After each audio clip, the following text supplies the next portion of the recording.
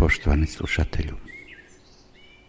Vjerovanje apostolsko govori da mi vjerujemo u Boga. Ali kršćani ne vjeruju jednostavno tako u nekog Boga koji je samotnjak, koji je negdje iznad nebesa, iznad svega, koji je nepoznat, čudan i opasan, koji trese nebom i zemljom, koji je jak i svemoćan i koji zapravo ljudima prijeti. Ne, oni vjeruju da je Bog otac svakoga od nas. Na neki način, dakle, da je on poput oca. Jer sad se možemo na njega totalno sloniti. Međutim, Bog ne samo da je otac, Bog je i sin. Otac rađa sina, a to na jedan sasvim drugačiji način. Kao što mi rađamo riječu, imaš misao u sebi, misliš, na primjer, evo ja postojim. I dok to misliš, to je u tebi skriveno. To je tvoja misao. Kad ti tu misao izgovoriš, tada si na neki način ti rodio. Ta misao sad izvan tebe. Sad drugi ju na neki način čuju i vide, dožive. I ne samo dakle da tu misao oni dožive, nego da pače u toj misli i u tom glasu koji ljudi čuju, koju ti izgovaraš riječ, u tom glasu je riječ i u toj riječi misao, ali u toj misli si ti, to si ti koji misliš, zapravo dolaziš drugoj osobi koja te čuje. Tako da zapravo kaže se da je Isus sin Božji, a to je na taj način. To ne znači da je on rođen kao što se rađamo mi iz utrobe majke, od oca i majke, ne. Nego onako kako se rađa, dakle, u nama riječ.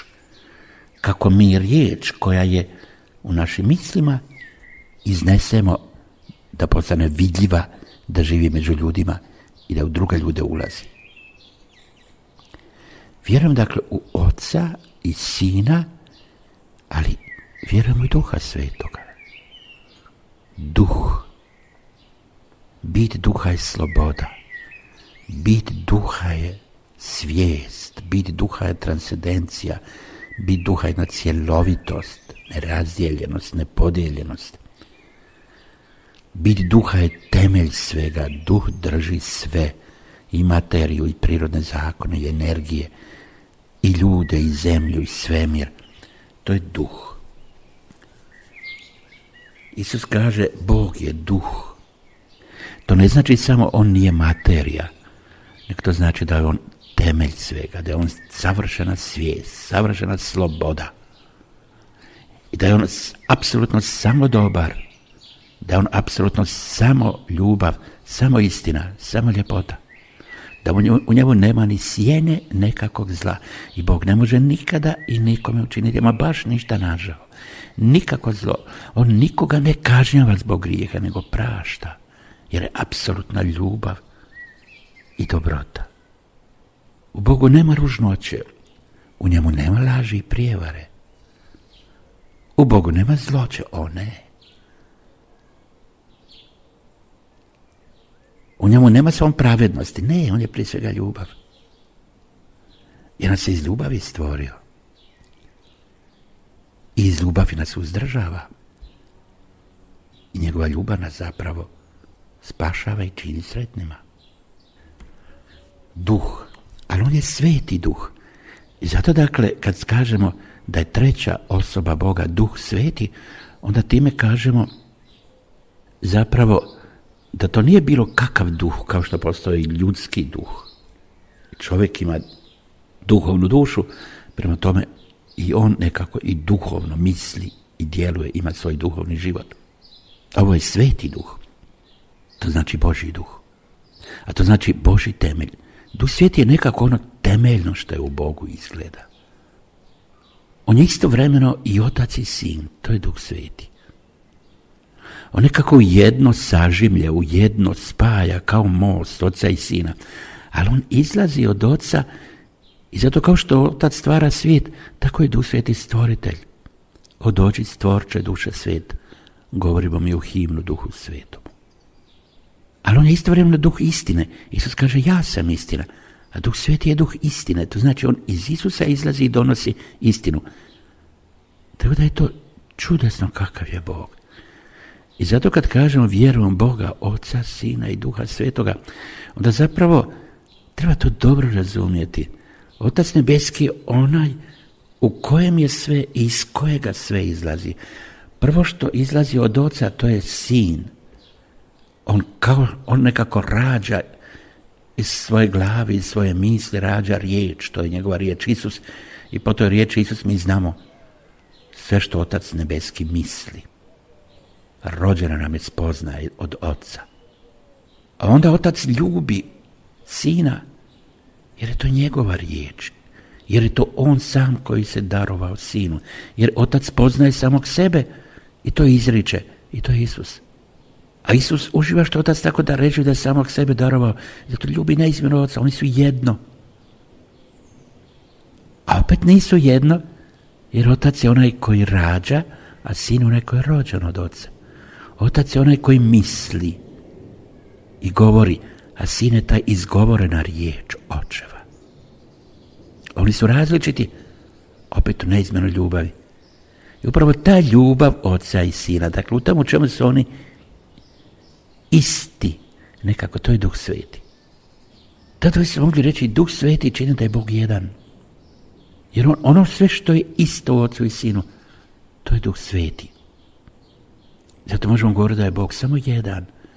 Duh Sveti spaja Oca i Sina u jedno, da to nisu dva Boga.